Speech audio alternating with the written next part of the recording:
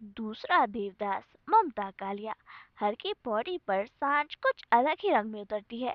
दिया बाती का समय या यूं कह लो आरती की बेला।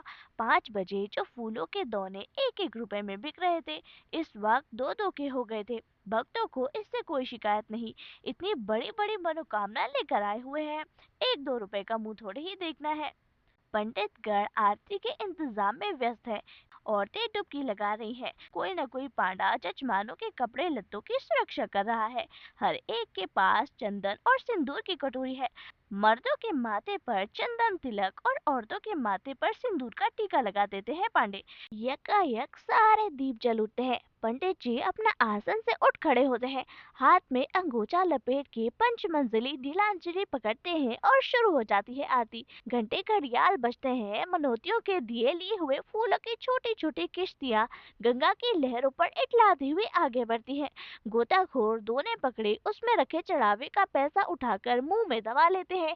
गंगा मैया ही उसकी जीविका और जीवन है। इसके रहते वो 20 चक्कर मुंह भर भर कर रिचकारी बटोरता है। उसकी बीवी और बहन कुशा घाट पर रिचकारी बेचकर नोट कमाती है। पुजारियों का स्वर जब थकने लगता है तो लता मंगेशकर के सुरीली आवाज लाउड स्पीकरों के सहयोग करने लगती है। ओम जय जगदीश हरे से हर की पौड़ी गुंजायमान हो जाती है। कुछ पांडे अभी भी अपने तख्त पर जमे हैं और देर से आने वाले भक्तों का स्नान ध्यान अभी भी जारी है। आरती के दोने फिर से 1-1 रुपए में बिकने लगे हैं। संभव काफी देर से नहा रहा था। जब घाट पर आया तो मंगल पांडे बोले, हो गया जजमान, बड़ी देर लगा दी, हम तो डर गए थे। संभव हंसा। उसके खूबसूरत दांत सांवले चेहरे पर फब उठे। उसने लापरवाही से कपड़े पहने और जांघिया निचोड़कर थैले में डाली। जब वो कुर्ते से पोंछकर चश्मा लगा रहा था, पांडे ने उसके माथे पर चंदन तिलक लगाने को हाथ बढ़ाया। नहीं। उसने चेहरा हटा लिया तो मंगल पांडे ने कहा, चंदन तिलक के बगैर स्नान अधूरा होता है बेटा। अब संभव ने चुपचाप तिलक लगवा लिया। वो वापस सीढ़ियां चढ़ ही रहा था कि पौड़ी पर बने एक छोटे से मंदिर के पुजारी ने आवाज लगाई, अरे दर्शन तो करते जाओ। संभव ठिठक गया। उसकी इन चीजों में आस्था तो नहीं थी, पर नानी ने कहा था कि मंदिर में 20 आने चढ़ा कर आना। संभव ने कुर्ते की जेब में हाथ डाला। 1 रुपए का नोट तो मिल गया। चवन्नी के लिए उसे कुछ कोशिशें करनी पड़ी। चवन्नी जेब में नहीं थी। संभव ने थैला खंगोरा। पुजारी ने उसकी परेशानी ताड़ ली, इधर आओ, हम दे रिचकारी। संभव ने चेपते हुए 1 का नोट जेब में रखकर 2 का नोट निकाला। पुजारी जी ने चरणामृत दिया और लाल रंग का कलावा बांधने के लिए हाथ बढ़ाया। अब संभव का ध्यान कलावे की तरफ नहीं था, वो गंगा जी की छटा निहार रहा था। और तभी एक दुबली नाजुक सी कलाई पुजारी की तरफ बढ़ाई। पुजारी ने उस पर कलावा बांध दिया। उस हाथ ने थाली में 5.25 रुपए रखे। लड़की अब बिल्कुल बराबर में खड़ी आंखें मूंद कर अर्चना कर रही थी। संभव ने यकायक मुड़कर उसकी ओर गौर किया। उसके कपड़े एकदम भीगे हुए थे, यहाँ तक कि उसके गुलाबी आंचल से संभव के कुर्ते का एक कोना भी गीला हो रहा था। लड़की के लंबे गीले बाल पीठ पर काली चमकीली शॉल की तरह लग रहे थे। दीपकों के नीम उजाले में और आकाश और जल की सांवली संध्या बेला में लड़की बेहद सौम्य, लगभग कांस्य प्रतिमा लग रही थी। अब लड़की ने कहा कि पंडित जी, आज तो आरती हो चुकी, क्या करे, हमें देर हो गई। अब पुजारी ने उत्साह से कहा, इससे क्या होता है, हम यहाँ ही करा दें। नहीं, हम कल आरती के बेला आएंगे, लड़की ने कहा। संभव इंतजार में खड़ा था कि पुजारी उसे 75 रुपए लौटाएंगे, लेकिन पुजारी भूल ही चुके थे। जाने कैसे पुजारी ने लड़की के हम को युगल अर्थ में लिया और उनके मुंह से अनायास आशीष निकली, सुखी रहो, फलो फूलो, जब भी आओ साथ ही आना, गंगा मैया मनोरथ पूरा करें। लड़की और लड़का दोनों हकबका गए। लड़की छिटक कर दूर खड़ी हो गई। लड़के को तुरंत वहां से चल पड़ने की जल्दी हो गई। शायद उनकी चप्पलें एक ही रखवाले के यहाँ रखी हुई थी। टोकन देकर चप्पलें लेते समय दोनों की निगाहें एक बार फिर से टकरा गई।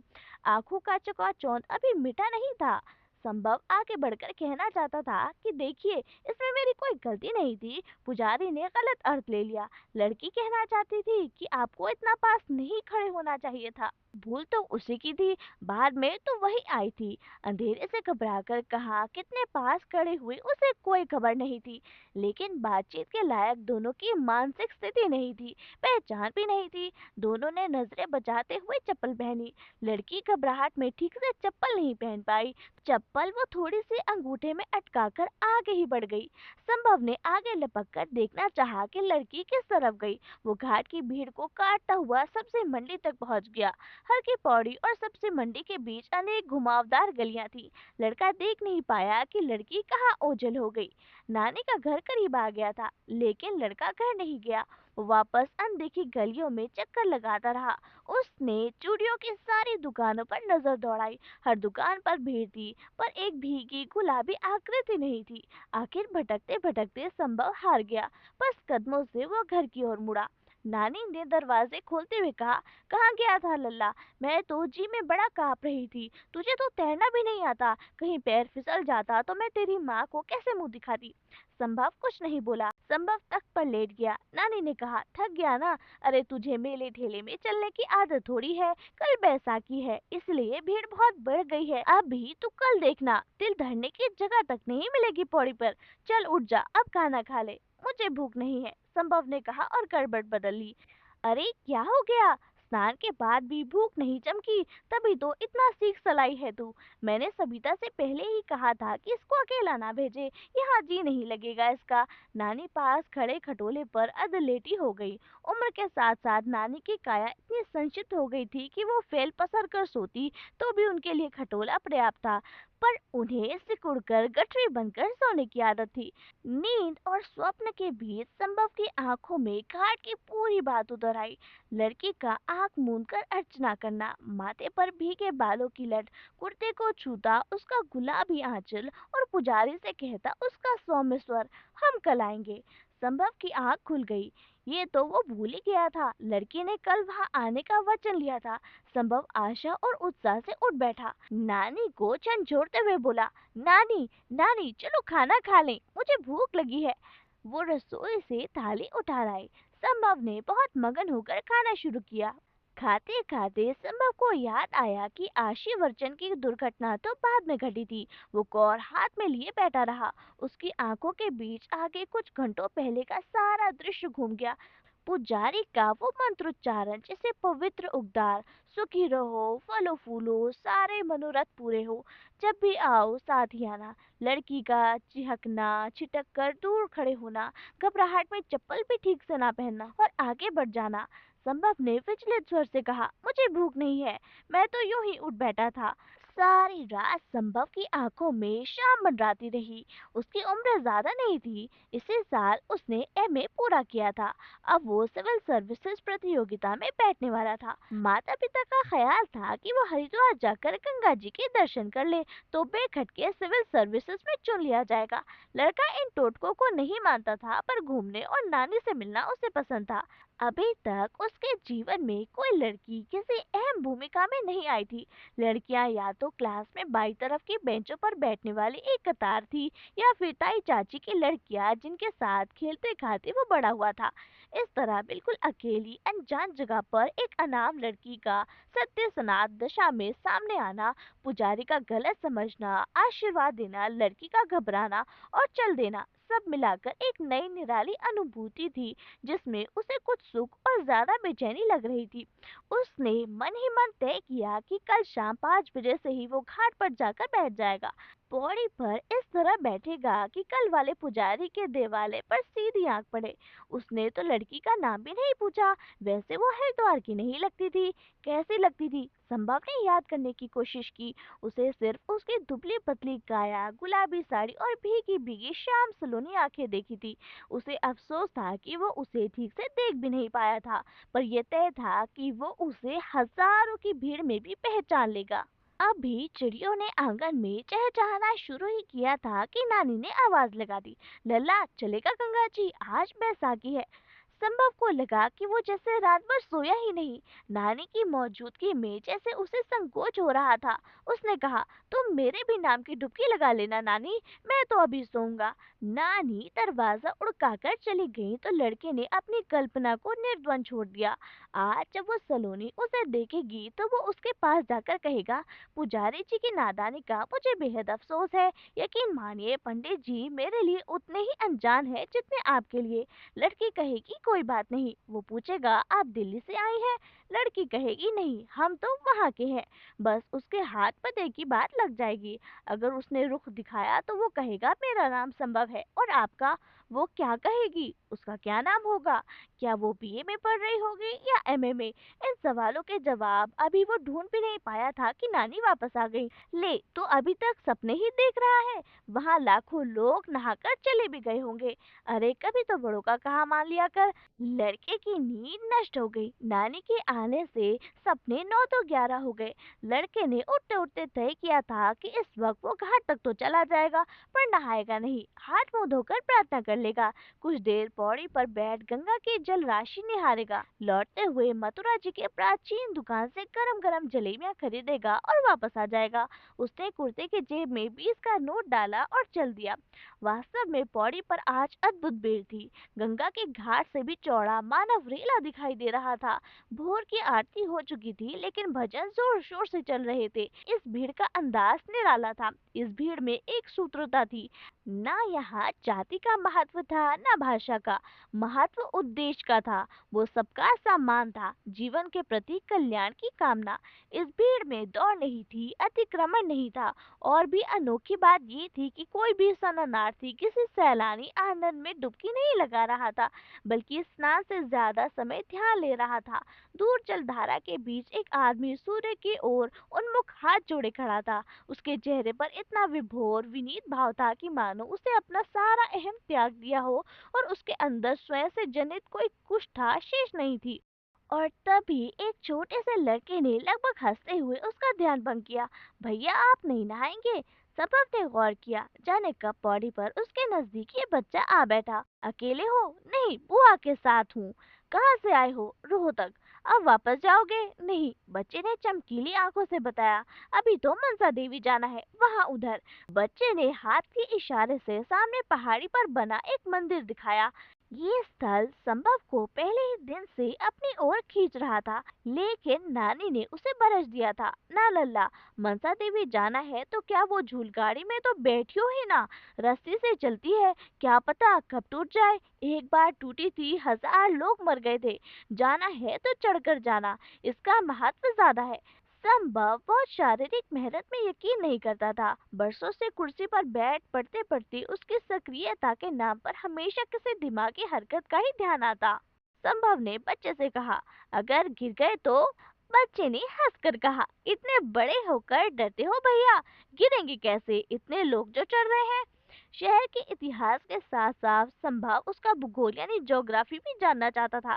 इसीलिए थोड़ी देर बाद वो अटकता भटकता उस जगह पर पहुंच गया जहां से रोपवे शुरू होती थी। वहां मनसा देवी पर चढ़ाने वाली चुनरी और प्रसाद की थैलियां बिक रही थी, 5, 7 और 11 रुपए की। कई बच्चे बिंदिया पाउडर और उसके साँचे बेच रहे थे, 3-3 रुपए में। उन्होंने अपनी हथेली पर कलात्मक बिंदिया बना रखी थी, नमूने के खातिर। उससे पहले संभव ने कभी बिंदी जैसे श्रृंगार प्रसाधन पर ध्यान ही नहीं दिया था। अब यकायक उसे ये बिंदिया बड़ी आकर्षक लग रही थी। अब मन ही मन उसने एक बिंदी उस अज्ञात यौवना लड़की के माथे पर सजा दी। मांग में तारे भर जाने जैसे कई गाने उसे आधे अधूरे याद आ रहे थे। उसका नंबर बड़ा जल्दी आ गया। अब वो दूसरी कतार में था जहाँ से केबल कार में बैठा था। जल्द ही वो उस विशाल परिसर में पहुंच गया जहाँ लाल, पीली और गुलाबी केबल कार बारी बारी से आकर रुकती। संभव एक गुलाबी केबल कार में बैठ गया। कल से उसे गुलाबी के सिवा कोई और रंग सुहा ही नहीं रहा था। उसके सामने के सीट पर एक नवविवाहित दंपति चढ़ावे की बड़ी थैली और एक बूढ़े चढ़ावे की छोटी थैली लिए बैठे थे। संभव को अफसोस हुआ कि वो चढ़ावा खरीद कर नहीं लाया। इस वक्त जहाँ से केबल कार गुजर रही थी, नीचे बड़े फूल खिले हुए थे।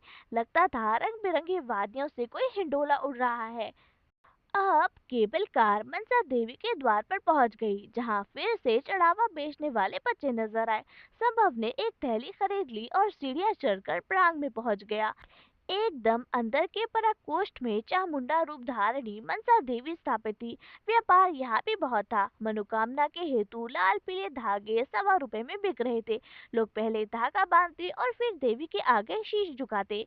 संभव ने भी पूरी श्रद्धा के साथ मनोकामना की, गांठ लगाई, सिर झुकाया और नैवेद्य चढ़ाया और वहां से बाहर आ गया।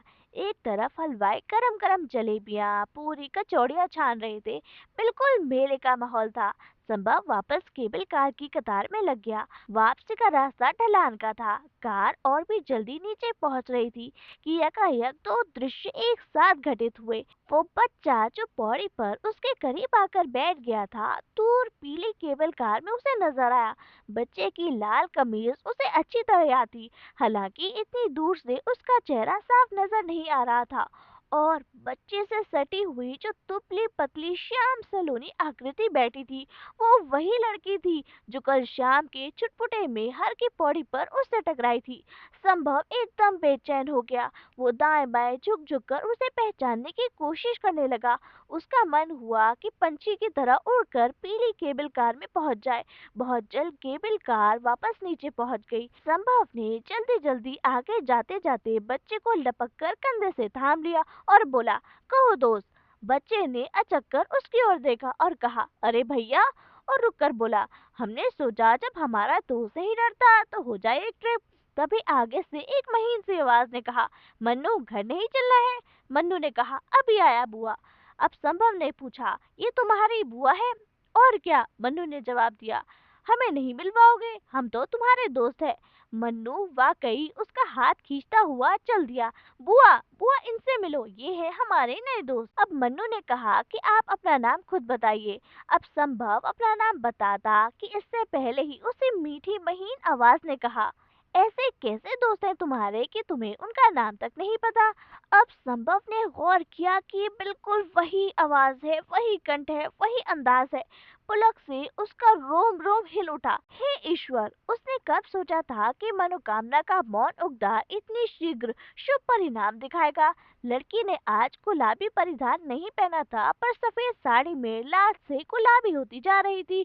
उसने मनसा देवी पर एक और चुन्नी चढ़ाने का संकल्प लेते हुए सोचा कि मनोकामना की गांठ भी अद्भुत अनूठी है, इधर बांधो उधर लग जाती है। अब मन्नू ने बुआ का आंचल खींचते हुए कहा, पारो बुआ इनका नाम है। संभव ने हंसते हुए कहा, संभव देवदास। उसे भी मनोकामना का पीला लाल धागा और उसमें पड़ी गीठन का मधुर स्मरण हो आया था।